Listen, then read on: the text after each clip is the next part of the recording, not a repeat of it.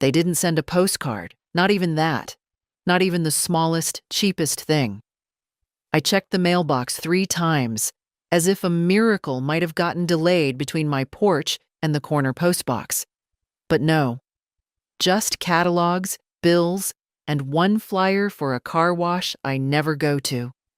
I stood there for a moment, my slippers wet from the morning dew, holding that empty silence in my chest like a paperweight. It was my birthday. 69. I wasn't expecting a parade, or cake, or even a call. Not really. But I'd baked a small lemon loaf anyway, just in case someone came by.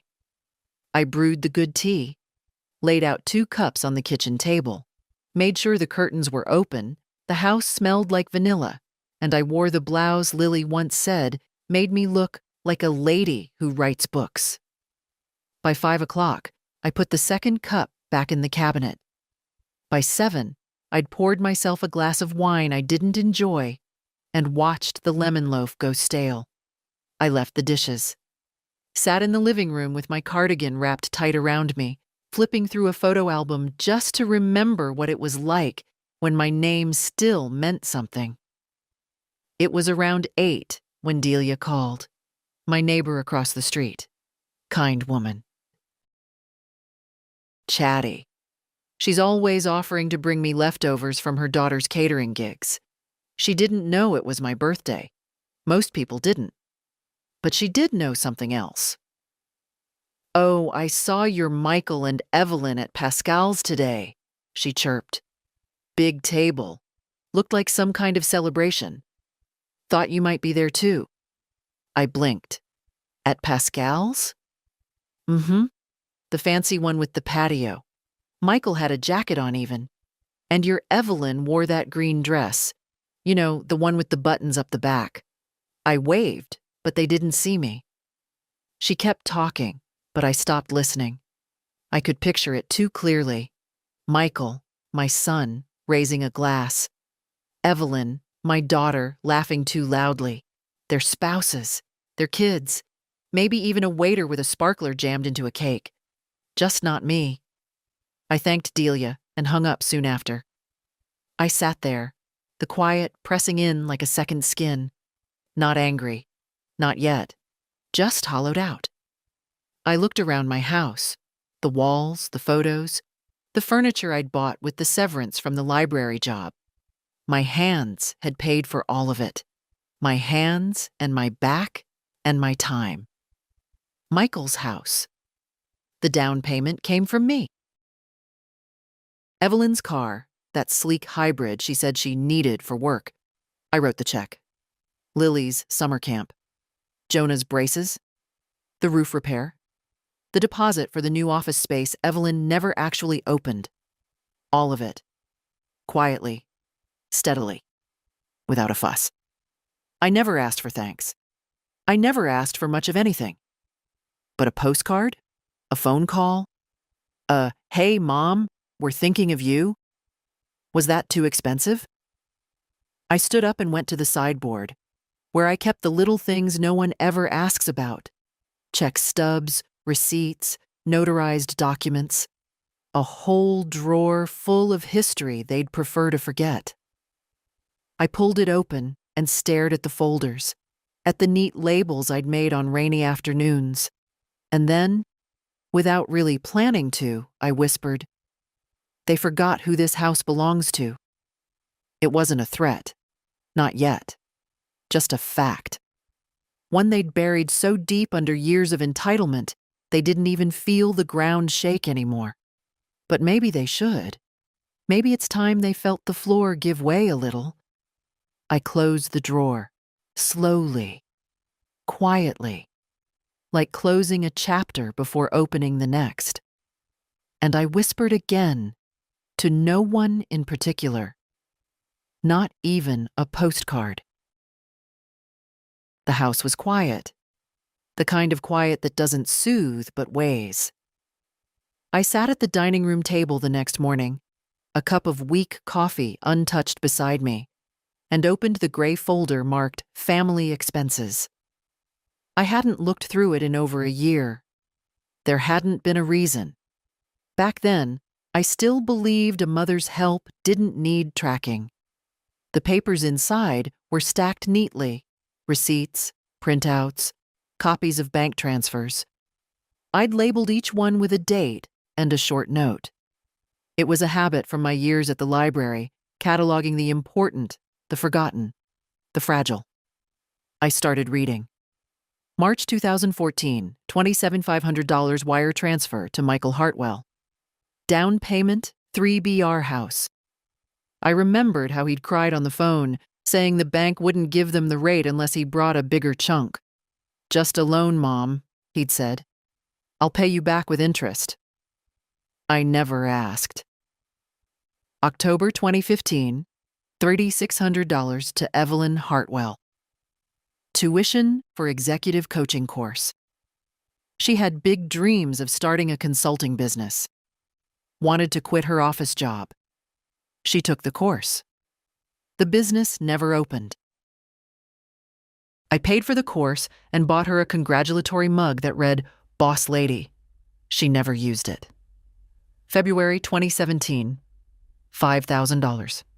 Private school enrollment deposit, Jonah Hartwell, my grandson. Smart boy, nervous around people. Evelyn said he needed a smaller class size. "It's just a deposit, Mom," she said. "The rest we'll handle." I ended up covering 3 years of tuition. August 2019, $12,000. Roof repair, 2485 Glenmont Drive. That's Michael's house. A storm had knocked out half the shingles. "We're short this month," he said, "but I'll Venmo you every dollar back." I nodded. No Venmos came. On and on it went. Car insurance, medical bills, a new laptop, a lawyer's retainer for Evelyn's divorce, birthday parties. I was too tired to attend, but still helped fund. There were 41 documented expenses in that folder. 41 times they came with open hands and heavy voices. Not once had they asked how I was doing, if I needed anything, if my knees still hurt in the cold, if my pension covered the rising gas bills. They assumed I was fine. They assumed I would give. And they assumed, worst of all, that I had forgotten what was mine. I opened the second folder.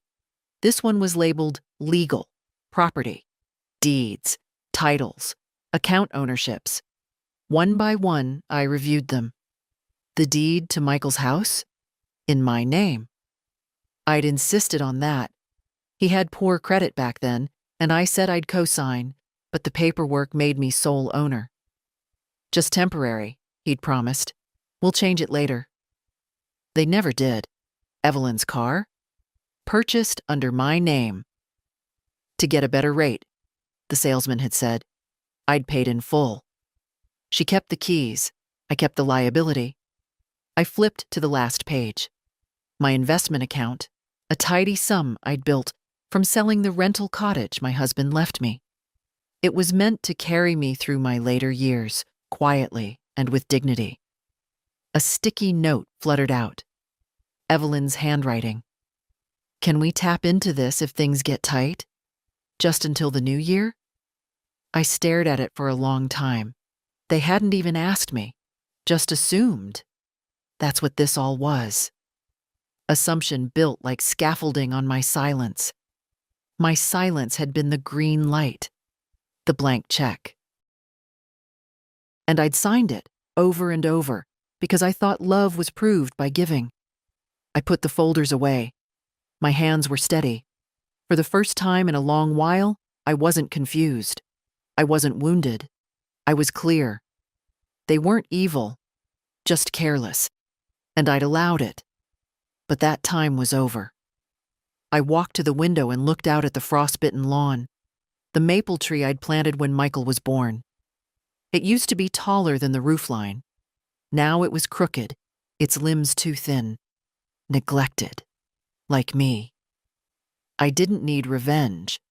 I didn't want a scene. I just wanted peace, the kind that comes when the ledger finally balances. And I was ready to collect. It was Delia again, who brought me the next piece of truth without knowing it.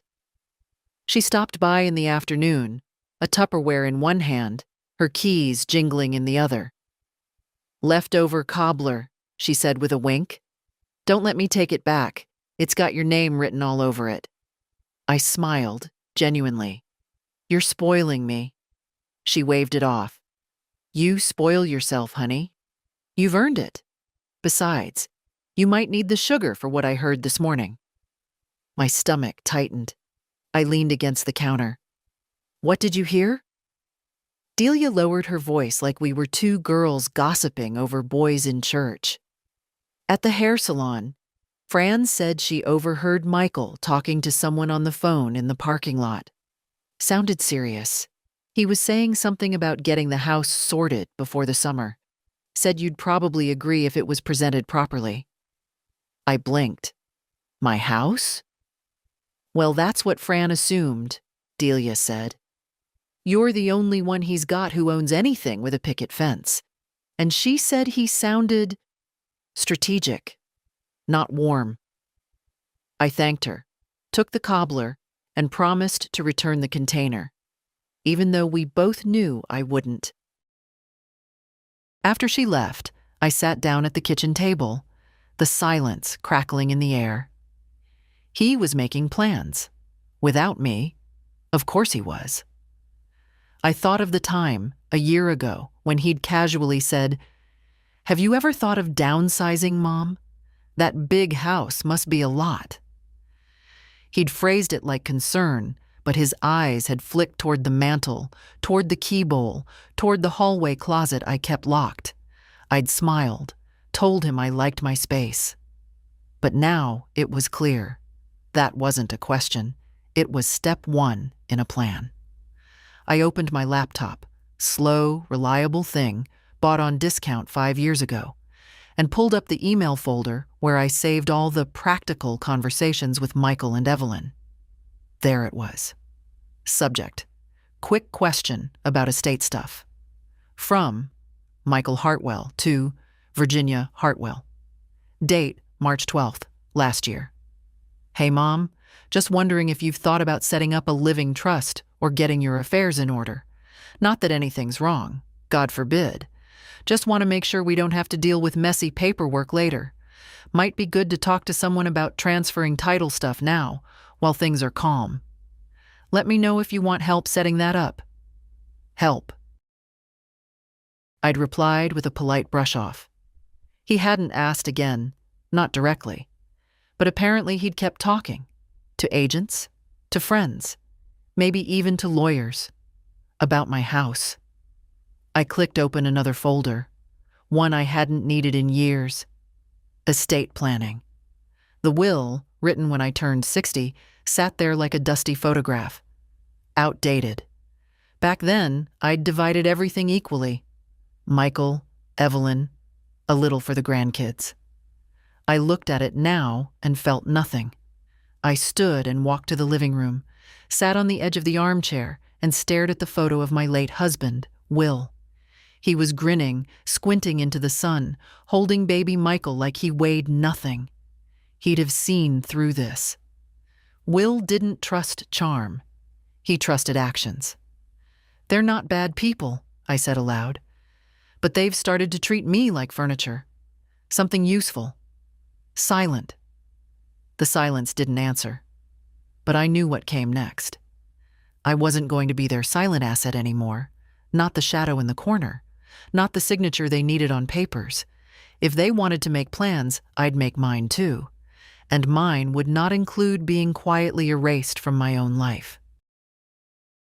The bank smelled like lemon polish and air conditioning. A quiet hum filled the space. Printers, low conversation, the clack of a keyboard. I stood near the front desk, hands folded over my purse strap, waiting for someone to notice me. "Can I help you, ma'am?" a young man asked, barely 25, with an apologetic smile that said he didn't expect I'd be much trouble. "I need to speak with someone about my accounts, all of them, and I'd prefer someone senior." He blinked. "Of course. Do Do you have an appointment? No, but I'm prepared to wait. He hesitated, then nodded and disappeared behind a frosted glass partition.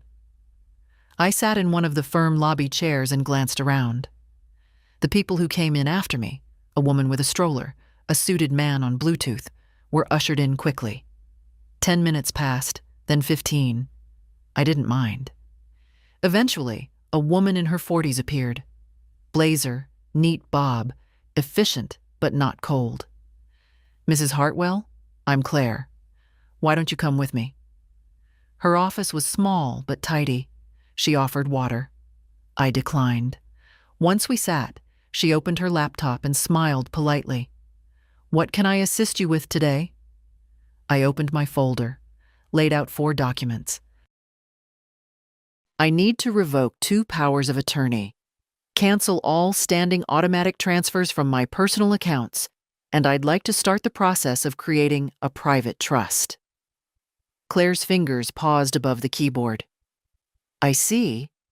May I ask what prompted this change? I looked at her evenly. You may. The answer is clarity. Clarity about what I've allowed for far too long. She nodded once, not a blink of surprise, not a drop of pity. I liked her for that. We moved through the details. The standing transfers. 3 to Michael, 1 to Evelyn. Monthly allowances they hadn't asked about in years. They just arrived, like sunrise. One was labeled loan support, another childcare offset. When Claire clicked cancel, I felt something small and sharp inside me loosen. The powers of attorney were next. One for Evelyn, to manage a joint investment account I'd once offered to help her learn. She hadn't logged in for months. The other was for Michael, given back when he helped me refinance the old mortgage. Claire printed the revocation forms. I signed them slowly, carefully. My hand didn't tremble. And the trust? She asked. Yes. I'd like to move a portion of my assets into a trust, designated for my granddaughter, Lily Hartwell. Sole beneficiary. Irrevocable. She tilted her head slightly. Not your children? No, I said. My children have received what I gave them. This is for someone who never asked. Claire nodded. I'll prepare the documents. We can finalize them with a notary next week. She handed me a receipt confirming the changes. I folded it into my purse. As I stood to leave, she said quietly, You're doing a brave thing. I turned back. No, I'm doing a long overdue thing. Outside, the sun had warmed the sidewalk. The world felt lighter, sharper. I walked to my car without rushing, without looking over my shoulder. No one knew yet what I'd done, but they would. Soon. The envelope arrived 2 days later, slid through the mail slot like any other piece of paper. I found it among catalogs and a coupon for a rotisserie chicken place I hadn't visited in years.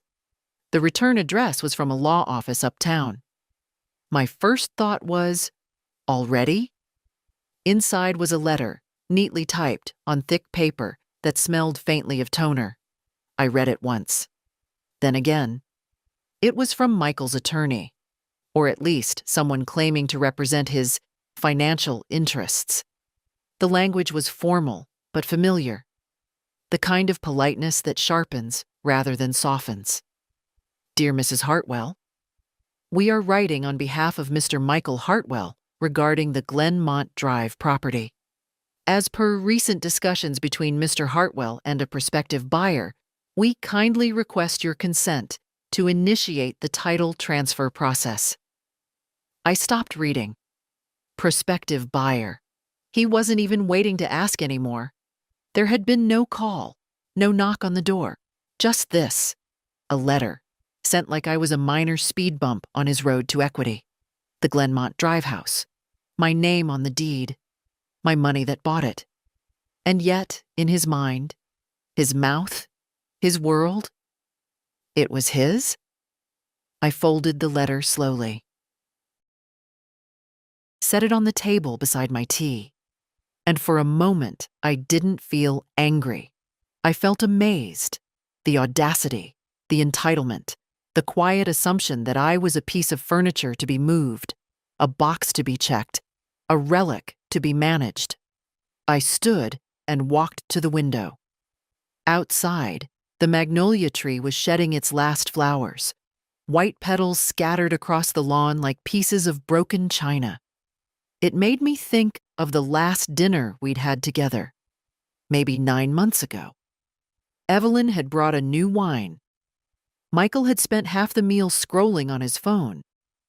No one had asked how I was, what I was reading, if I still had that pain in my shoulder when the weather changed. They'd thanked me for dinner, with their mouths, but they'd left the dishes. That night, after they left, I stood at the sink alone, my hands in soapy water, my cardigan damp from the splash. And I remember thinking, is this all I am now? A meal and a checkbook? Now I had my answer, and I intended to respond. Not with letters, not with arguments, but with actions. I picked up the phone and dialed Claire, the banker. I'd like to move forward with finalizing the trust for Lily, I told her. And I want to make a few more changes. Of course, she said, without question. Afterward, I called my lawyer, an old friend from Will's union days. We hadn't spoken in years, but when I explained what I needed, he didn't hesitate. We'll draft a formal reply to that letter, he said, and we'll remind your son's attorney exactly whose name is on the deed. Do it kindly, I said, but make it final. He laughed. I'll make it sound like scripture, Virginia. Unmistakable. When I hung up, I felt it again. Not triumph, but something steadier. Like standing on dry land after months at sea. I wasn't retaliating. I was reclaiming. They could keep their quiet dinners and their clipped smiles and their plans whispered behind closed doors. I'd keep what was mine. The call came just after lunchtime. I was rinsing out a dishcloth when the phone rang, its sharp tones slicing through the soft hum of my afternoon radio. I let it ring once, twice, 3 times. Then I picked it up. Mom? Michael's voice. Too cheerful. Too fast. Hello, dear. Hey, I was just checking in. How are you? Everything good? Need anything? I wiped my hands and leaned against the counter. I'm fine. Thank you. A pause. I could hear the shuffle of papers in the background. So, I think there was a mix-up, he said, chuckling. I heard from my lawyer that you got a letter about the Glenmont Drive property. I meant to call you first, honestly. Just got swamped. It's not urgent or anything, but we were thinking maybe it's time to formalize things, you know? Get the title in my name, since I've lived there for almost a decade. I see. Yeah. It's just easier that way. For taxes, for insurance, for future planning. I let the silence stretch. I imagined him sitting at his desk, tugging at his collar, trying to read the tone in my voice. I received the letter, I said finally, and I've already responded. Through my attorney. Another pause. Longer. You hired a lawyer? I reconnected with an old friend. He's helping me put things in order. Michael exhaled, sharp and short. Look, Mom, this doesn't have to be complicated. We're just trying to simplify everything. I assumed you'd want to help. And I have, I said gently. For years. Quietly. Without condition. He didn't respond. I've paid for your house, your renovations, your insurance. I've never asked for a penny back. Never even mentioned it. But that doesn't mean it's no longer mine. His voice came back harder, clipped. So what? You're holding it over me now? No, I said. I'm holding on to it. There's a difference. I could almost hear the flush rising in his neck. This isn't how families are supposed to operate, he said. We're supposed to trust each other. I nodded, even though he couldn't see.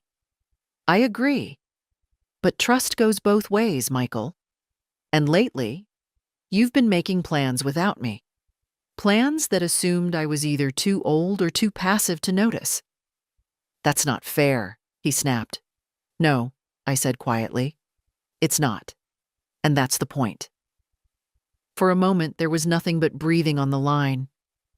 I just don't understand, he said finally. Why now? Why all this? Because, I answered, I turned 69 last week, and not one of you remembered. He said nothing. No call, no card, no knock at the door. But you found time to meet with a realtor. Mom, we were busy. Things have been hectic. I know, I said. Busy people still remember the people who gave them everything. He sighed. This feels like punishment. It's not punishment, Michael, I said, voice soft. It's permission for you to handle your life without leaning on mine. He tried again, but his words were tangled now, defensive and bruised. I let him talk, let him trail off. Then I said what I'd been waiting to say. I'm not angry with you, but I am done being invisible and done being useful without being seen. He didn't say goodbye. Just a quiet click. I stood for a while, looking at the silent phone in my hand. Then I went back to folding the dishcloth. Evelyn showed up 2 days later, unannounced. Her car, that smooth, shining hybrid, slid into my driveway like it belonged there. She stepped out in heels too tall for a casual visit and sunglasses too dark for the overcast sky. I was sitting on the porch with a cup of mint tea and a half-finished crossword. She smiled that tight, practiced smile I hadn't seen since her last fundraiser. Mom, she called, walking up the steps. Look at you, all cozy. I thought I'd stop by. Just check in. I didn't move from my chair. Didn't expect you. I was in the area, she said, brushing imaginary lint off her sleeve. Thought maybe we could talk. She didn't sit. Just stood there, hands resting on her handbag like she was waiting for a stage cue. Go ahead, I said, sipping my tea. Well, she started, her tone light. Michael's a little upset. I mean, we're all just trying to understand what's happening. The canceled payments, the lawyer, the trust. It's sudden. I don't think it is, I replied. I think it's just been quiet. Until now. She tilted her head. But why the drama? Why make things so formal? Because I needed to make things real. For myself. She sighed, like someone being asked to do the dishes at someone else's party. Mom, we've always appreciated everything you've done. You know that. No, I said. I don't. And if I did once, I've forgotten the feeling. That stopped her, briefly. Her mouth opened, then closed. She took off her sunglasses. I just don't want things to get cold between us. They already have, I said. You just got used to the temperature. She laughed, but it was brittle. Okay, I guess we're skipping the niceties. I'm 69, Evelyn. I've earned the right to skip anything I please. Her lips thinned. You're hurting your own family. I'm setting a boundary, I said calmly. There's a difference. She stepped back like I'd slapped her. We've done nothing but try to include you, support you. I looked her in the eyes. When's the last time you asked me how I was? Not what I could do, not what I could give. Just how I was. She blinked. That's not fair. It's true. You're twisting everything. No, I said softly. I'm untwisting it. She sat down at last, on the edge of the wicker bench, posture rigid. "Jonah's summer camp deposit is due next week," she said, almost whispering it. "I was going to call. I just hadn't yet. And now?" "I don't know," she said. Her voice was thin, like steam. "I guess now I'm asking." I looked out at the hydrangeas, blooming late this year. "You'll figure it out." Her head snapped toward me. "That's it? After all the years?" "After all the years," I said, still watching the flowers. "I've given what I had. Now I'm keeping what I've earned." Evelyn stood abruptly. "You're making a mistake." "No," I said. "I'm correcting one." She left without hugging me. I stayed on the porch until her car disappeared down the road and the sound of her tires faded into the stillness. Then I picked up my pen and finished the crossword. 7 letters, starts with R. I wrote, respect. The doorbell rang at dusk. I opened it to find Lily on the porch, wearing a backpack too large for her small shoulders and a smile too wide to be anything but genuine. "Grandma," she said, stepping inside without waiting for an invitation, like she used to when she was 10. "Evening, sweetheart," I said. "You're a surprise." She grinned. "Surprises can be good." In the kitchen, she dropped her bag and sniffed the air. "You made snickerdoodles." "Of course, still warm. Want one?" She took 2, just like she always did, and we sat at the table, the kitchen quiet but full. She'd always been that way. The only one who came without a reason, who didn't glance at her phone during our time, who listened and remembered. For a while, we just ate cookies and drank tea. No questions, no tension. Then she asked, "Is everything okay?" I didn't pretend.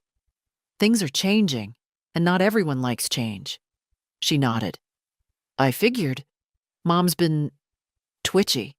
Dad's pacing. I heard them whispering about money, trusts, lawyers. It was like being in the middle of a bad TV show."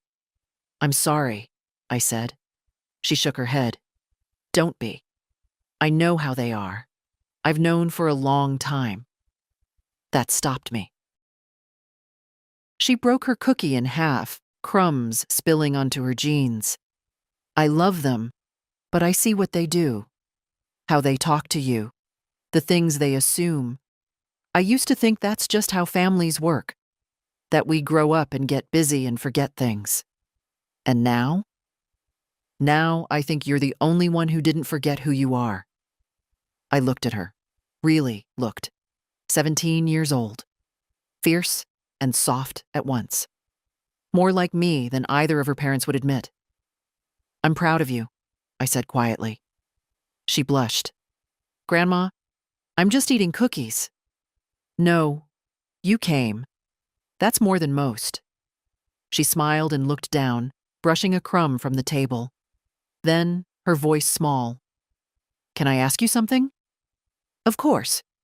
If you had all the money in the world, what would you do?" I paused.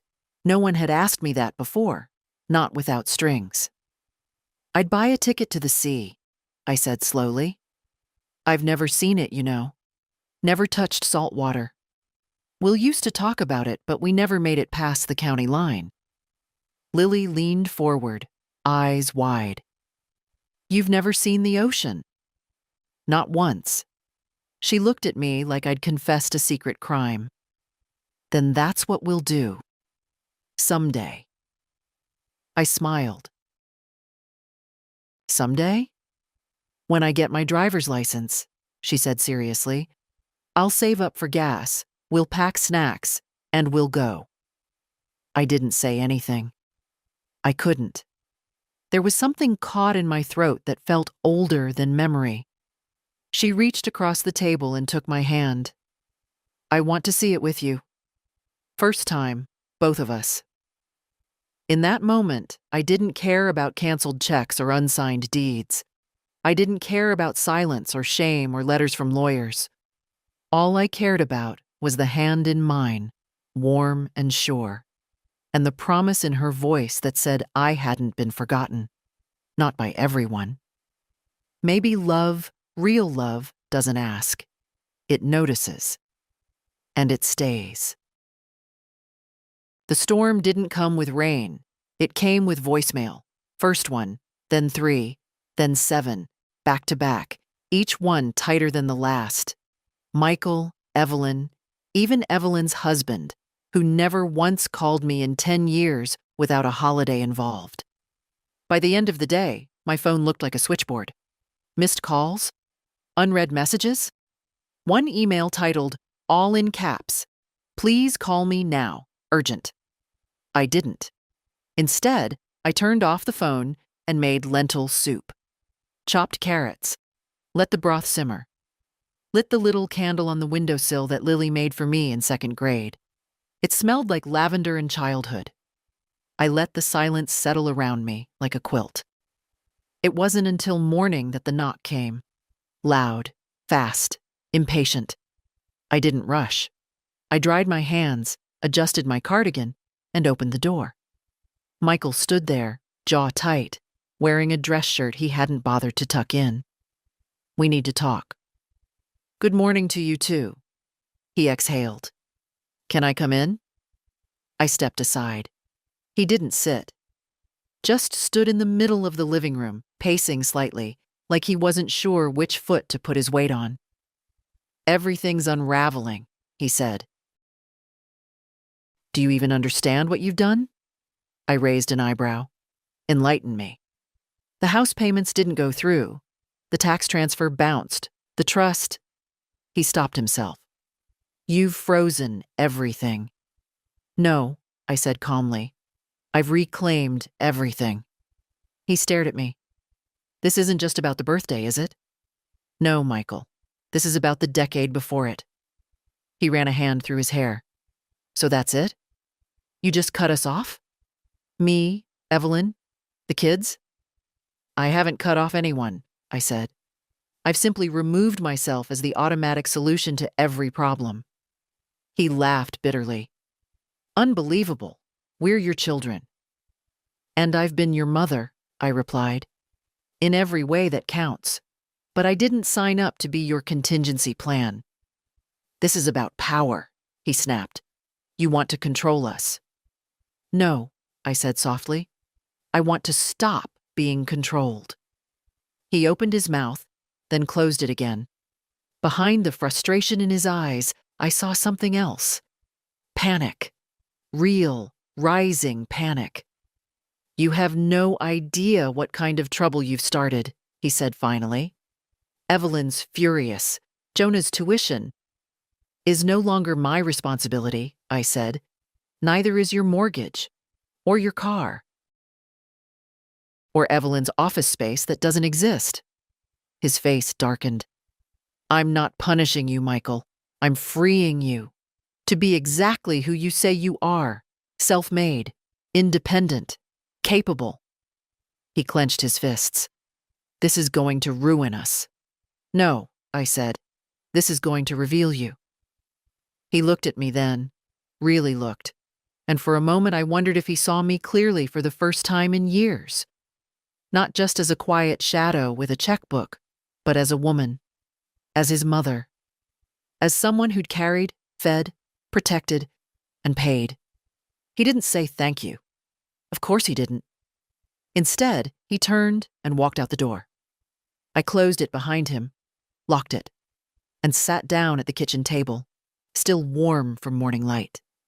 My hands weren't shaking, not anymore. It was the young man from the county who knocked this time. Soft knock. Clipboard in hand. Nervous smile. Polite to a fault. "Mrs. Hartwell?" "Yes." "Hi, I'm Jeremy. I work with the Adult Services Liaison Office. We received a call from a family member. They expressed concern about your well-being, said you might be having trouble managing your household or making sound financial decisions." I stared at him. He adjusted his badge, eyes flicking everywhere but my face. I'm required to follow up on all reports. Would it be all right if we talked inside? I opened the door wider. Sure, come on in. Would you like tea? He looked surprised. Yes, actually. That'd be nice. We sat in the kitchen, him stiff in the chair, me pouring chamomile into cups, with a steadiness I hoped he noticed.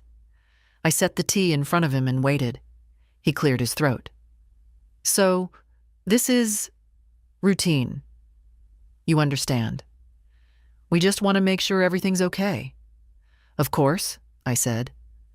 Ask what you need to. He flipped open a form. There's mention of recent financial changes, cutting off family support, redirecting funds, contacting lawyers. Is that accurate?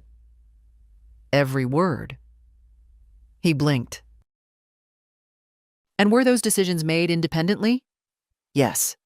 No coercion? None. No cognitive concerns, confusion, forgetfulness, impulse control? I smiled. You mean, am I old enough to be crazy but not too crazy to notice? He went red. I didn't mean... I'm teasing, Jeremy. I know the drill. My memory's sharp. My mind is sound. And the only impulsive thing I've done this month is buy the good honey at the farmer's market. He relaxed slightly, gave a sheepish nod. It's just rare. Cases like this. I imagine it is, I said. Most mothers don't stop. We're trained to give even when it hurts, especially when it hurts. He looked at me, younger than Michael, probably not much older than Lily. Can I ask why you stopped? I considered. My children forgot that love isn't a transaction, I said. They saw my care as currency, my silence as permission. They built their lives with my hands, and when they were done, they tried to cut those hands off the deed. He said nothing, just sipped his tea. I didn't stop loving them, I continued, but I stopped giving them the tools to forget me. That's all. He nodded slowly. That's fair. Also, I added, I have a trust attorney and a financial advisor. If anyone in your office would like to speak to them, I'd be delighted to make an introduction. He smiled then, genuinely. I think we're good. As he packed up, I asked, Did Evelyn send you, or Michael? He hesitated. I'm not supposed to say, but yes. Thank you for telling me. He stood in the doorway for a moment, hand on the knob. Mrs. Hartwell? Yes. I hope if my mom ever has to make hard choices, she's as clear as you. I watched him walk down the path and disappear into a small gray sedan. When the door clicked shut, I didn't feel shaken. I felt confirmed. They hadn't just tried to control the money. They'd tried to erase my mind. That told me everything I needed to know, and it told me what was coming next. Delia came by with a cherry pie and a look that said she knew everything before I even opened the door. I brought the real stuff today, she said, brushing past me into the kitchen. None of that sugar-free nonsense. We need sugar for what I just heard. I followed her in, wordless. She already had plates out by the time I caught up. She served 2 generous slices, set the kettle on, and then leaned on the counter like she was preparing for battle. They're talking about a guardianship, she said. Michael, Evelyn, the whole damn flock. I heard it from Janice, who heard it from someone at City Hall. They're trying to claim you're unfit to manage your affairs. My fork paused midair. It won't work, she added quickly. Everyone in town knows you're sharper than most people with college degrees. But they're trying. They've already spoken to someone about getting you evaluated. The pie tasted like dust. Do they really think I won't fight it? I asked quietly. Delia snorted. They think you're tired, that you'll give up before it gets loud. I set my fork down. Then they've forgotten who raised them. She smiled, proud and sad all at once. That's the spirit I've been waiting to see. Later that day, I sat down with every document I'd ever kept: title deeds, medical reports, letters from my doctor, the notarized revocation of those power of attorney forms. I stacked them into neat piles, labeled each one. If they wanted a war, they'd get a wall first. That evening, Lily came by. She could tell something was off the moment she walked in. "Grandma?" she asked, dropping her bag. "What's going on?" "They're trying to take me to court," I said, "to have me declared mentally unfit."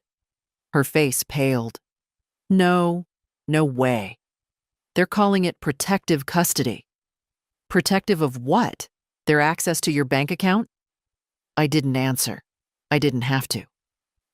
Lily sat across from me, her fists clenched. "Tell me what to do." "You don't have to do anything," I said.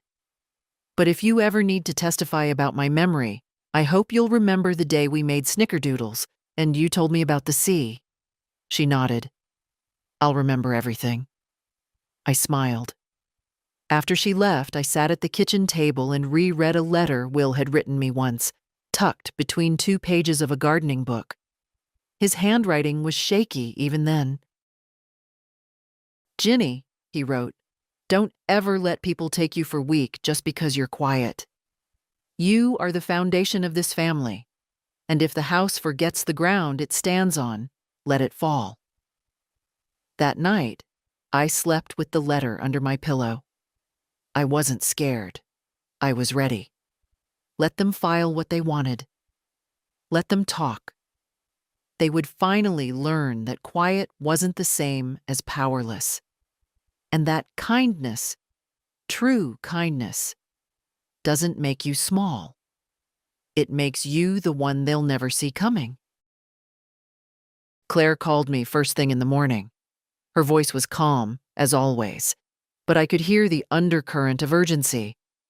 "Mrs. Hartwell, I've just been notified by our legal liaison that someone from your family attempted to access restricted information regarding your accounts. They didn't succeed, but I thought you should know." "Michael?" I asked, though I didn't need to. Claire sighed softly. "He introduced himself as your financial proxy. Said there must have been some mistake.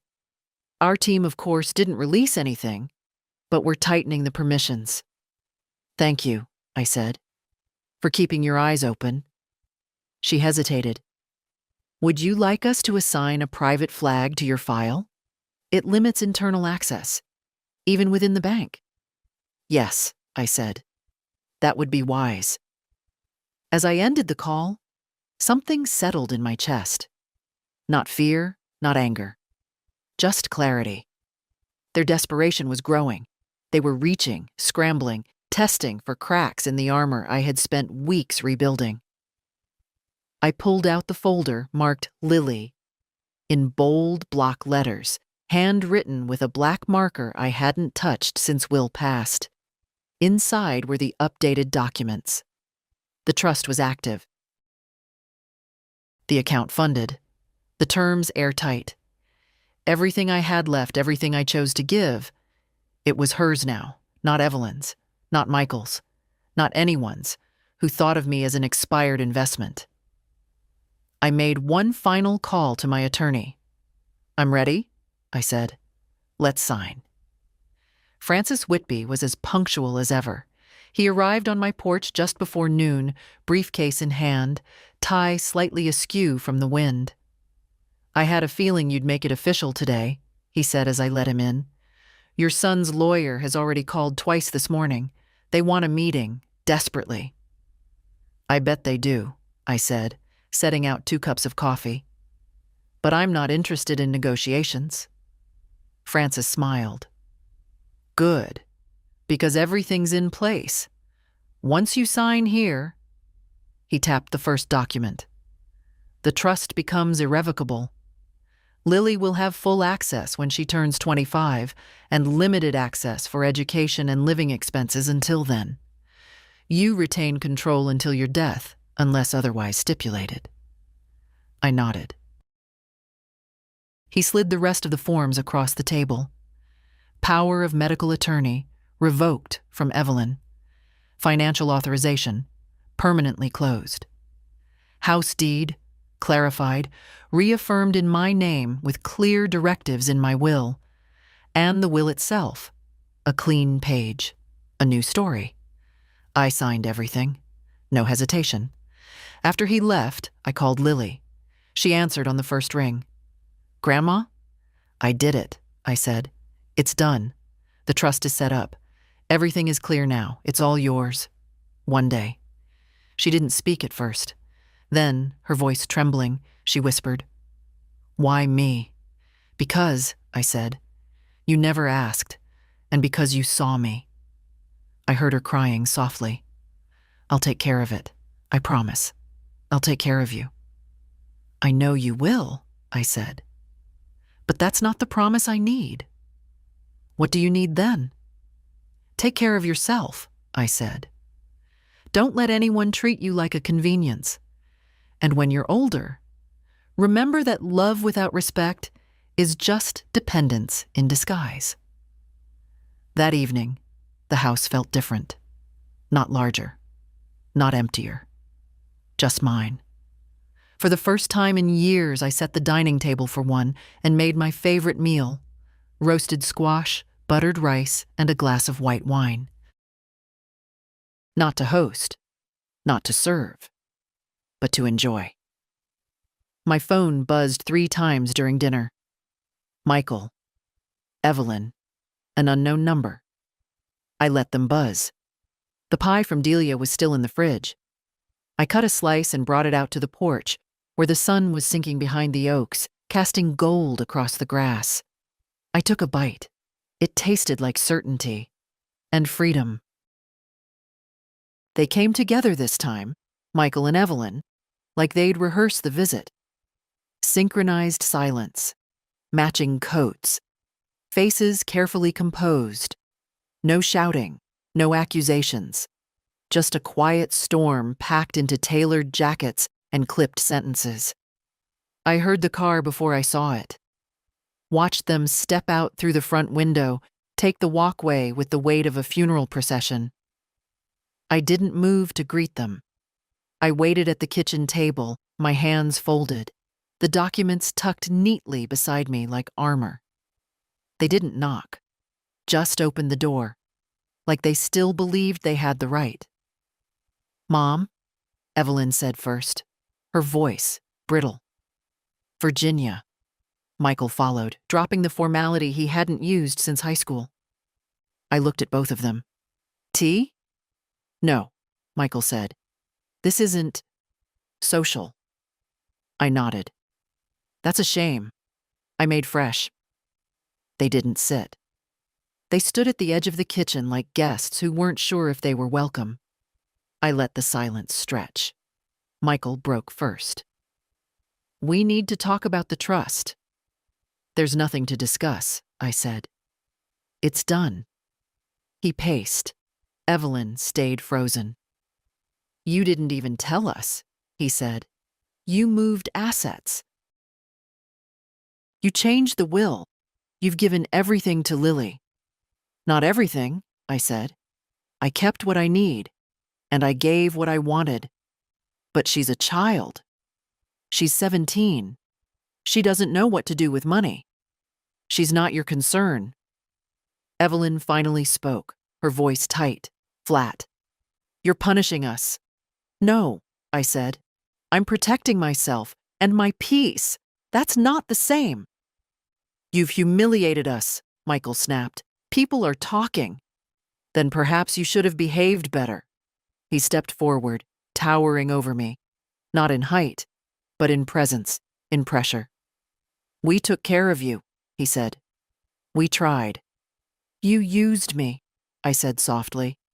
"Not always out of malice, but consistently, quietly, until my generosity became your entitlement." Evelyn's arms folded across her chest. "And you never said a word." "I did," I said. "Many times. You weren't listening." and I grew tired of repeating myself to people who only heard their own needs. Michael's face twisted. "You're bitter." "No," I said. "I'm awake." Evelyn's voice sharpened. "Do you really want to die alone in this house?" "I'd rather die alone in peace than surrounded by people who see me as an obstacle." She looked away. Michael's tone changed. "You're not thinking clearly. You've made this decision out of emotion. That's dangerous." I stood slowly, and they both stepped back. Not out of fear, but reflex, as if they'd expected I would stay seated, small, manageable. I didn't raise my voice. "Let me be clear," I said. "You will not bully me in my own home. You will not dictate what I do with what I've built. And you will not speak to me as if I've lost my mind just because I've stopped saying yes." Evelyn looked stricken. Michael, defeated. "I suggest," I continued, "that if you want to remain in my life, you start treating me like a person. Not a bank, not a burden, not a formality. A person. With boundaries, with dignity." Silence. Then, quietly, Evelyn asked, "So that's it?" "No," I said. "That's the beginning." Michael turned toward the door. "You're going to regret this." "I doubt it." They left without another word. I didn't cry. I didn't shake. I just sat back down at the kitchen table, poured myself another cup of tea, and watched the light spill across the floor. They'd finally seen me. Not the version they'd built in their minds, but me. And whether they liked it or not, that woman wasn't leaving. Morning came with a thin veil of fog hanging over the lawn, soft and quiet, like a blessing. The kind of morning that invites stillness, not loneliness.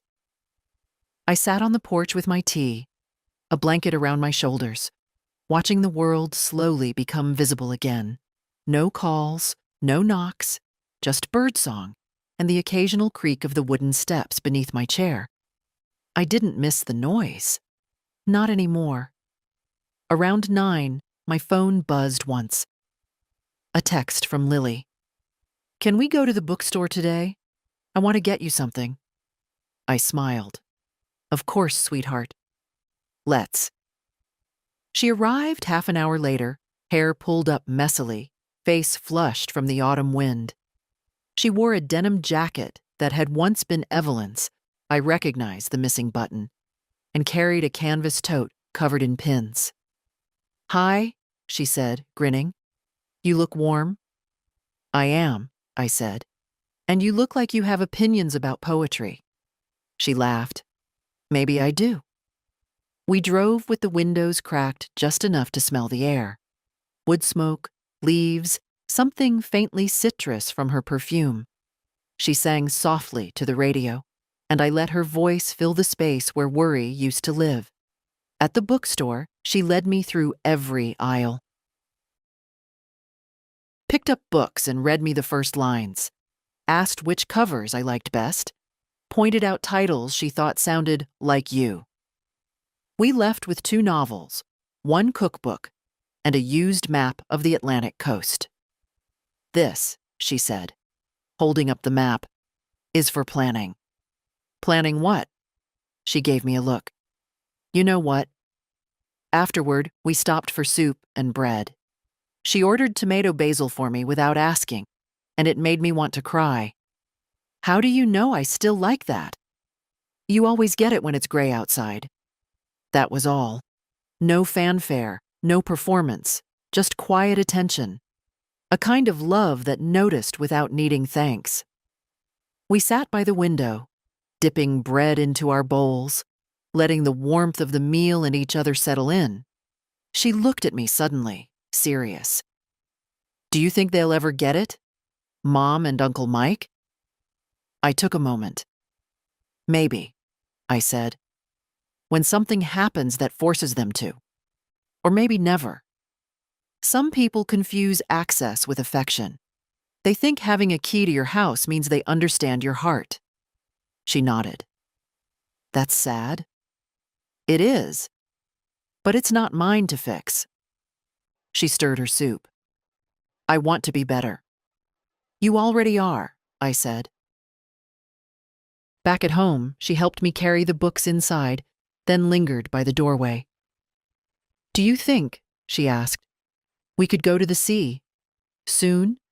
Even just for a weekend? I looked at her. Her eyes were steady. Hopeful. I think, I said, we'll go when the wind feels right, and we'll stand at the edge and let the salt undo everything heavy. She grinned. Promise? Yes, I said, and I don't break promises anymore. After she left, I sat in the living room and looked at the books on the table. The map. The tiny receipt with her name on it. She'd paid for everything herself.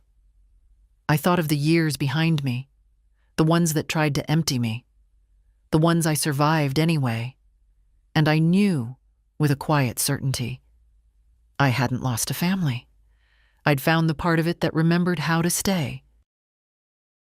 I waited a full week before opening the last envelope. It had arrived days ago, thick, heavy, hand-delivered by a courier who wore a suit too expensive for his age. It sat on my desk, unopened, like a test I didn't need to pass. I dusted around it, watered my violets, read an entire novel. I knew what was inside. Legal threat, petition for guardianship, final effort. This morning, with the November light falling across my floorboards like honey, I opened it. Just as I expected, a formal filing from Michael and Evelyn, naming themselves as concerned parties. A few paragraphs about cognitive decline, a handful of fabricated anecdotes. I had once left the stove on, they claimed. I had forgotten a doctor's appointment. I hadn't. I had displayed increasing paranoia around finances. I laughed, quietly, and then I filed it under pending for the shredder. I didn't need to fight in court, because Francis already had submitted the notarized evaluation from my doctor, the documentation from the bank, and the time-stamped video of me signing the trust. They had no case. Still, they had tried.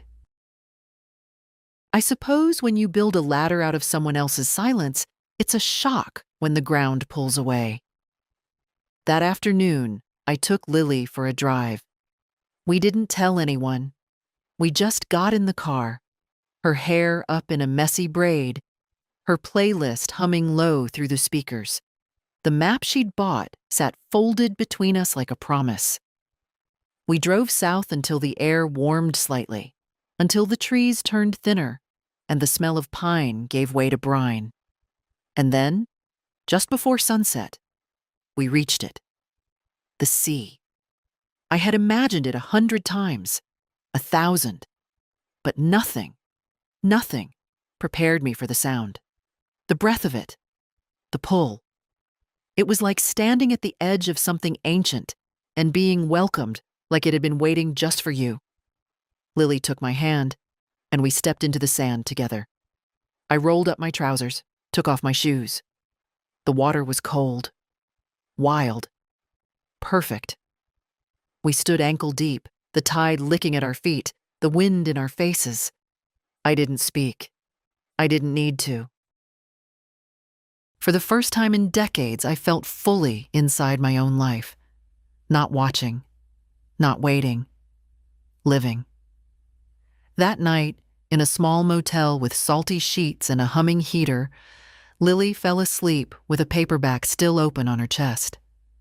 I sat by the window, looking out toward the dark horizon, and thought about everything I'd let go of. Their voices, their judgments, their disappointment that I no longer served a purpose in their narrative. Let them spin their stories. Let them call it betrayal or bitterness. I knew what it was. It was return. Return to self. Return to peace. Return to the woman I had been before giving wore her down to a silhouette.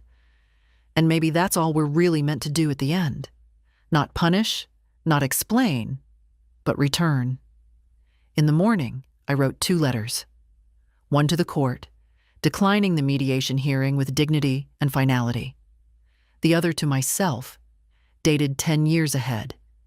If you're still here, still breathing, still standing, you did it. You remembered who you are. You kept your name. And if you've read this far, maybe this story isn't just mine. Maybe you know what it feels like to be useful, but not seen. Generous, but unthanked. Strong, but mistaken for weak. Let me say this to you plainly, from one woman to another. You're allowed to keep what's yours.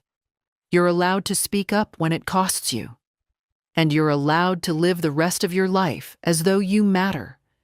Not because someone else said so, but because you finally remembered it's true. If this story touched you, share it. Leave a comment. Tell someone you love that you're done being small. Let's not disappear quietly. Not anymore.